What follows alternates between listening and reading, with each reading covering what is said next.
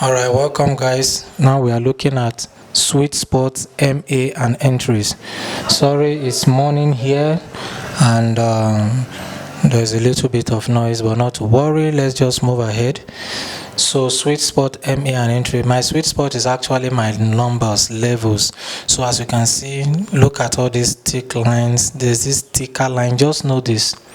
Price. Okay, let's go here. Let's get a new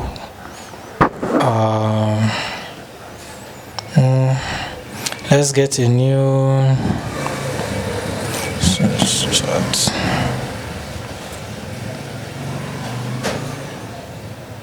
Sorry for the noise. Sorry. Let's get a new whiteboard.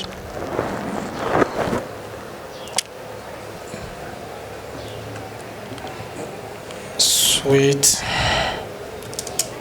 spot MAs, that is moving averages.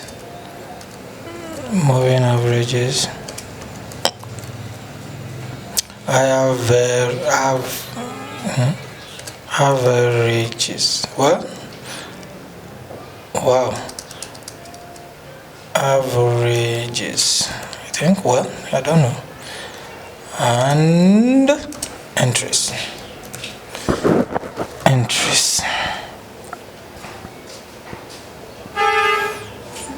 And entries. So just notice that price moves in the range of 1,000 pips. Prices always moves in the range of 1,000 pips.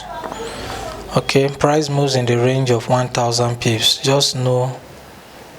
Just get this fact straight. Okay, just get this fact straight. So from here to here,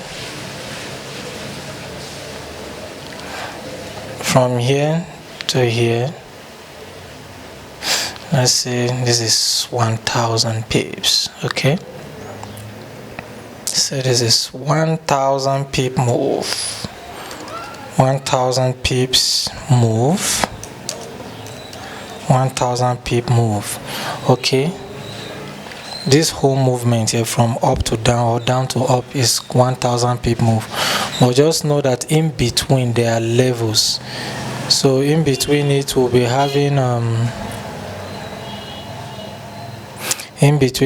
having 500, right? If this whole movement is 1,000, in between we will have 500 points. You can call it point or you can call it pips, don't know. 500 points. 500 point, 1,000 point. So in between you have price levels of 500, you have price levels of 750, you have price levels of 250, you have price levels of 25.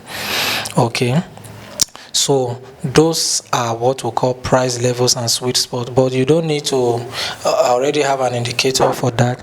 You do not need to know how to mark it. It has already been marked. If you want the indicator, you can let me know. You can let me know and then I will get it across to you. Okay, so this is a 1,000 movement. Let's look for another pair. Let's look for some. JPY is somehow confusing. You see this thick line? This is 1 point. This is sweet spot 1.200 then this is sweet spot 1.3000. So let's measure and see. So as you can see, this is a 1,000 pip movement, but in between 1,000 pip movement we have different levels, areas, sweet spot, potential areas where price can bounce with more confluence of demand and supply, more confluence of support and resistance, more confluence of the moving average. I'm using a 21-day EMA. I like it because it's closer to the price, so any touch on the EMA on my sweet spot, and if it's a downtrend, I will sell, and if it's in line with the supply and demand, I will sell. Okay, so it's very easy. So if this is 1,300 and this is 1,200, so what will be here? Let's get the middle point of this and see where is the middle point. That's 500. So 1,500 will be the middle point, right? Will be the middle point, and in between the middle point and the major up point, there are other levels of 250, levels of 750. So this is what 1,300. This one is what 1,000, 29750, 29500, 29250, then 2900. Right? So all these 00 levels are very powerful levels. They are the best area where price can bounce. See this 500, you see price bounce here. Let's go to this place. What is here? This is 2,800. You see price bounce. That's it. And then we have a confirmation on our software. Are you seeing that? What about this area?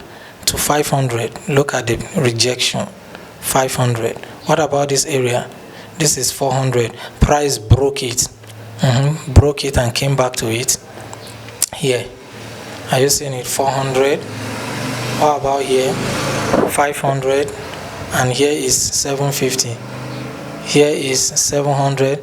You keep going and you will see areas of, and they are in confluence with demand and supply. If they are in confluence with demand and supply, all the better. All the better. Like this one that rejected here is in confluence. Look at, there's a supply here. There's a supply here, and then price is in confluence of the sweet spot 26,500. Okay, it's in confluence. All right, let's look for more confluence. Look at this place. This area price bounce at 2,300. What is the confluence? There's a demand here. There's a demand level here. So price shoots up, came down into your demand level, but you are waiting for it to touch this area. You are waiting for it to touch 2,300. But me, once price enter, I don't enter. I have entered the trade. I'm already inside the trade.